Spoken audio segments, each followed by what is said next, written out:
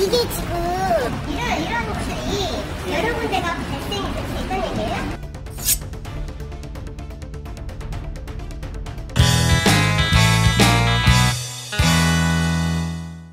당신의 아파트는 안녕하십니까? 불편한 아파트를 편안한 아파트로, 오늘은 박기태 변호사님과 이한기 기자가 함께 하도록 하겠는데요. 자, 오늘 주제는 누수 관련된 이슈입니다.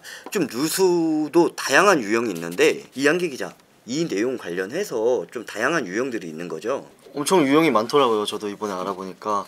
근데 뭐 노후화된 건물들도 계속 늘어나고 있고, 또 최근에는 비도 많이 왔잖아요. 그리고 뭐 신축 아파트인데도 뭐 누수가 있는 경우들도 많이 뭐 언론에서 보도가 되고 있고, 그래서 좀 간략하게 이번에 저희가 좀 다뤘으면 하는 기준들을 좀 준비를 해봤는데요. 첫 번째는 이제 저희 아랫집 누수 사실을 알았을 때, 그리고 우리 집에 누수 피해가 있을 때가 두 번째, 그리고 세 번째는 기존에 누수가 있던 집의 집주인이 고지 없이 매도를 했다. 그럴 때 어떻게 해야 되는지, 그리고 내가 신축 아파트에 입주했는데 우리 집에 누수가 있다.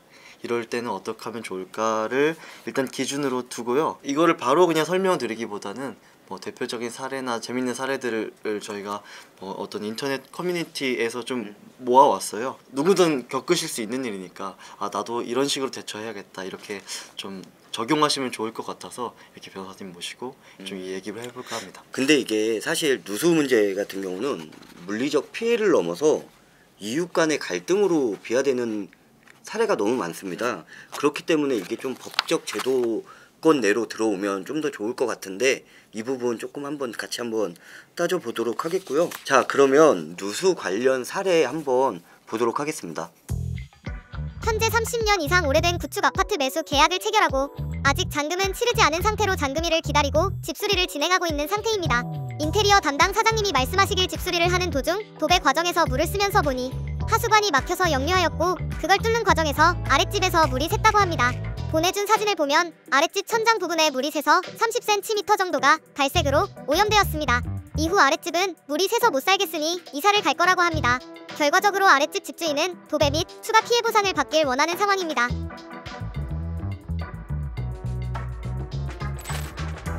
작년 10월에 전세 내준 집에서 보일러가 고장이나 아래층에 물이 흘러넘쳤습니다. 보일러 수리하고 아래층 가전제품도 교체해줬습니다. 아래층 주인에게 복구공사도 해주겠다 했는데 아래층 세입자가 나중에 받겠다고 해서 기다렸더니 올해 7월 달에 수리받겠다고 하네요. 공사업체의 견적을 받고 아래층 세입자와 공사 일자를 정했습니다. 그런데 아래층 세입자가 공사기간 중 숙박을 1박당 100만원 이상의 호텔을 요구합니다. 그리고 이사비는 견적가 250만원 하는 업체를 쓸 예정이라고 합니다. 이유가 재택으로 코인과 주식 거래를 하는데 모니터 여러 대를 설치해야 한다고 합니다. 황당해서 옥신각신하다가 1박당 40만원, 이사비는 200만원까지 하기로 합의했었는데 다음날 다시 이사비를 250만원 이상을 달라고 하여 화가 나 법대로 하시라고 하고 통화를 끊어버렸습니다. 그리고 아래층 집주인에게 연락해서 상황 설명 후 공사를 할까 말까라고 했더니 집주인도 황당해하며 세입자와 통화를 했는데도 막무가내라고 합니다. 며칠 후 세입자가 공사는 하라고 하면서 자기는 공사일자에 맞춰서 호텔과 이사업체는 예약했고 제게 내용 증명을 보냈으니 알아서 하라고 합니다.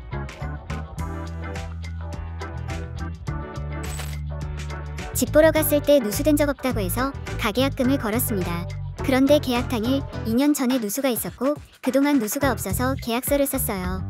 찜찜해서 누수에 대해 다시 물어보니 2년 전에 누수가 조금 있어서 수리했고 8개월 전에 또 누수가 있었다고 합니다. 그리고 윗집에서 수리 후 누수된 부분만 벽지를 했고 더 이상 없다고 했습니다. 자꾸 말이 바뀌어서 믿음이 안 가는 상황인데요. 이런 상황에서 계약을 깨면 저희가 돈을 물어야 하나요? 마음 같아서 계약을 깨고 싶은데 계약금 배상할 생각을 하니 정말 암담해요. 계약서에는 현 시설의 상태이면 매수인의 연장 확인 후의 계약이며 중대하자 시 수리해서 매수인에게 인도한다고만 되어 있습니다. 자, 저희가 지금 총 3개의 사례를 살펴봤습니다. 첫 번째 사례처럼 문제가 발생했을 때 피해 보상은 책임은 누가 져야 되는지, 일단 이걸 생각해 보시면 예. 지금 상황을 제가 다시 한번 요약을 해볼게요. 뭐냐면 하수구에 어떤 문제가 있는 상태에서 도배를 이렇게 했는데 그러면서 물을 쓰다 보니까 뭐가 문제가 생겼다. 하수를 보니 이미 막혀 있더라. 그래서 그걸 뚫는 과정에서 뭐가 잘못돼서 누수가 생겼다. 이런 과정이잖아요. 네. 이게 굉장히 이런 경우에 어렵게 생각하실 수 있는데 사실 법적 결론은 굉장히 간단합니다. 결국은 문제를 야기한 사람이 책임을 지는 게 원칙입니다. 무슨 말이냐면 하수구 자체의 문제, 그러니까 오래된 경우 같은 경우는 이제 누가 뚫더라도 뚫기만 하면 이미 누수가 생길 수밖에 없는 상태였을 수 있어요. 그러니까 최대한, 그러니까 선관주의 의무라고 하는데 선량한 관리자의 의무를 다해서 제대로 이렇게 하수구를 처리를 한다고 하더라도 이게 너무 노후돼서 이래서 어떤 문제가 생길 수밖에 없는 상태일 수가 있습니다. 이런 경우라면 당연히 하수관을 관리할 책임이 있는 위쪽 집주인이 책임을 지는 게 맞습니다. 전 집주인이 책임을 지는 게 맞다는 얘기죠. 만약에 전 집주인이 책임을 지지 않으면 매수자가 책임을 질 수도 있습니다. 왜냐하면 이거는 결국은 이미 매수를 했잖아요.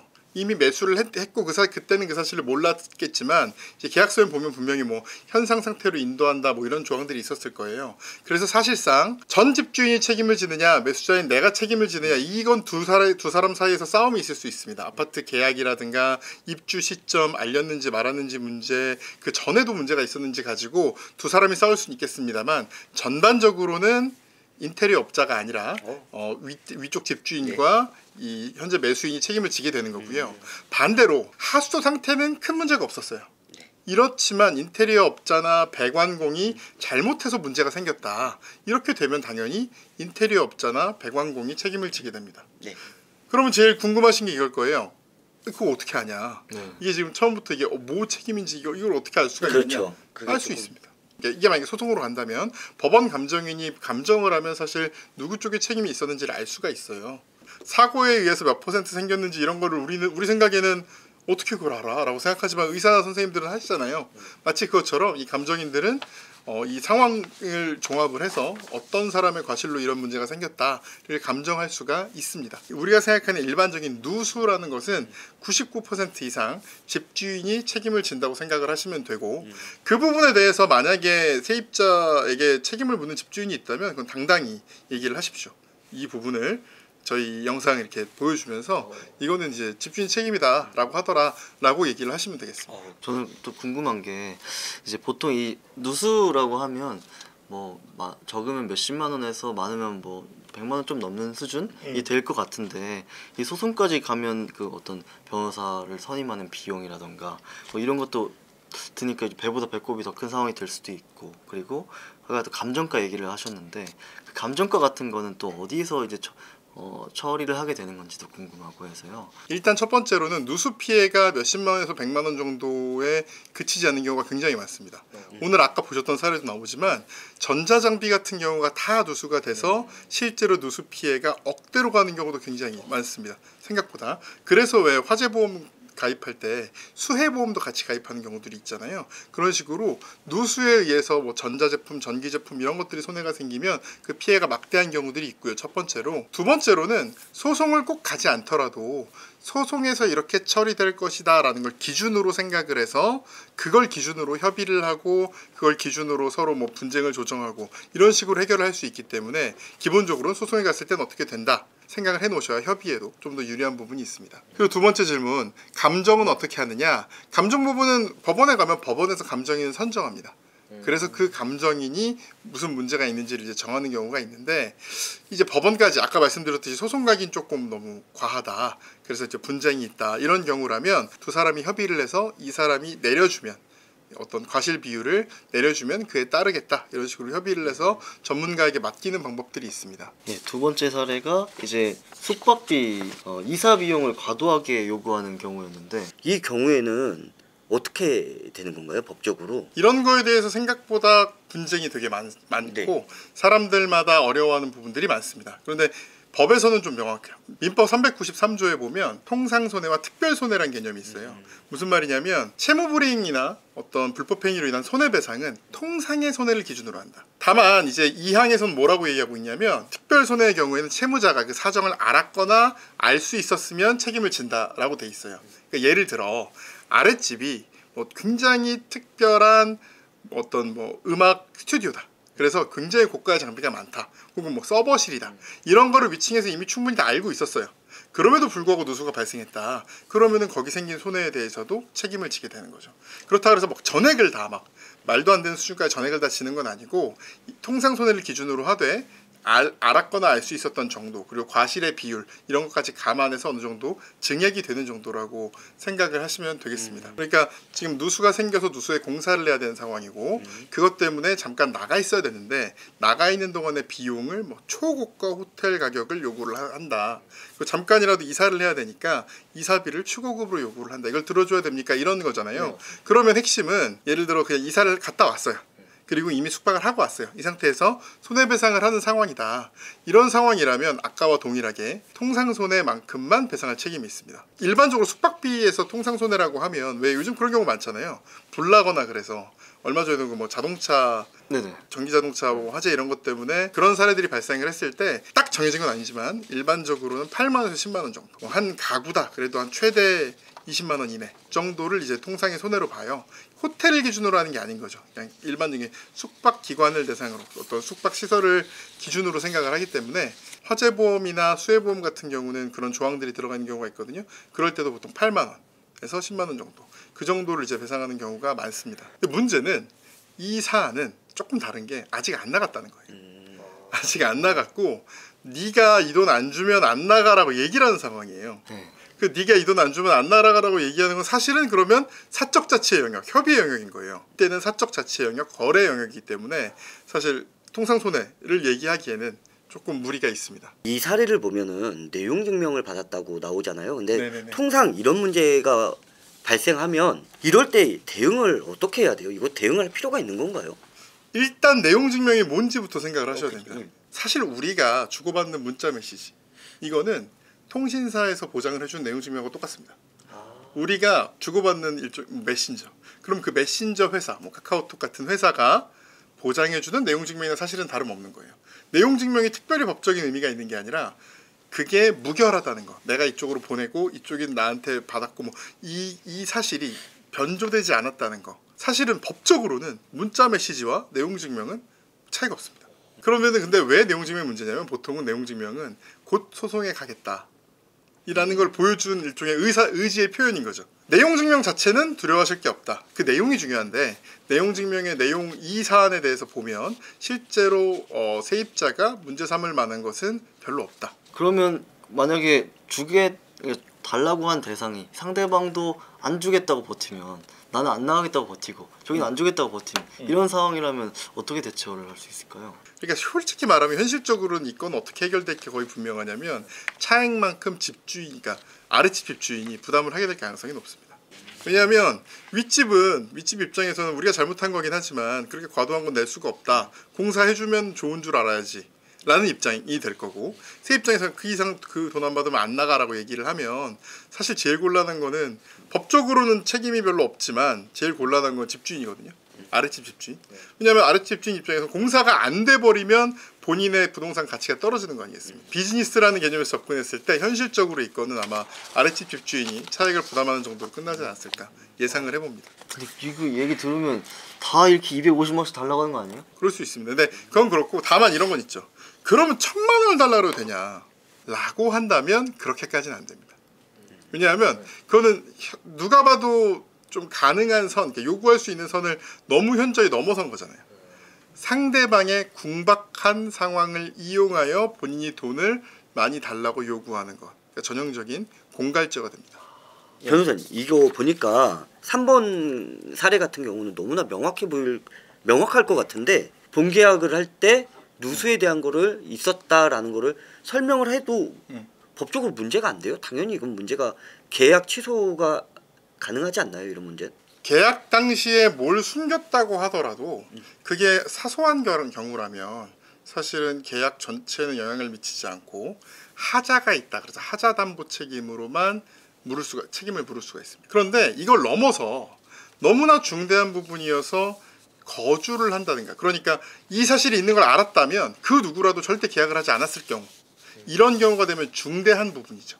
중대한 부분에 문제가 있다면 착오에 의한 취소를 할 수가 있습니다. 누수가 어마어마하게 심각한데 이 부분을 숨기려고 일부러 그때만 딱 도배를 하고 막 윗집에도 절대 누수 없다고 얘기해 주세요. 막 이 정도의 막 적극적인 어떤 노력을 해서 거의 완전히 속인 경우, 이런 경우는 사기 취소가 가능하고, 사기 취소까지 아니라고 하더라도 예를 들어 누수가 그냥 벽지가 살짝 뭐 되는 정도가 아니라 물이 계속 떨어진다.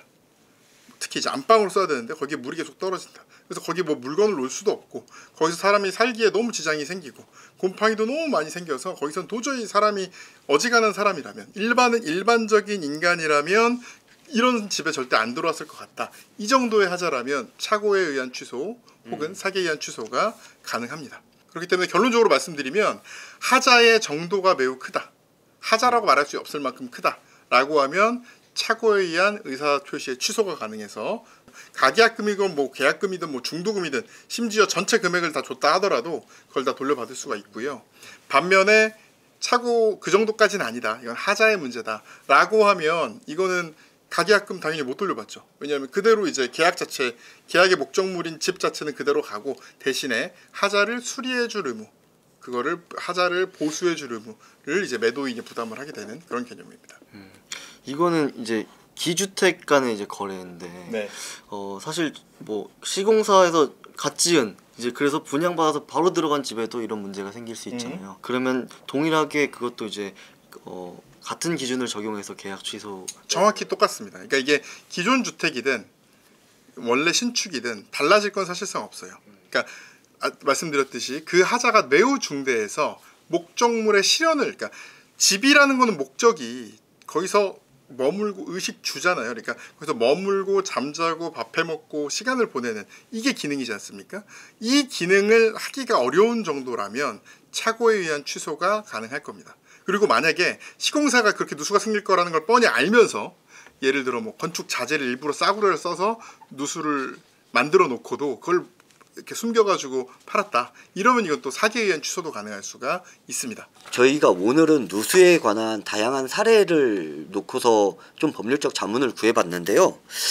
좀 생각보다 누수 관련해서 되게 모호할 줄 알았는데 명쾌한 답변이 되게 많았었던 것 같습니다.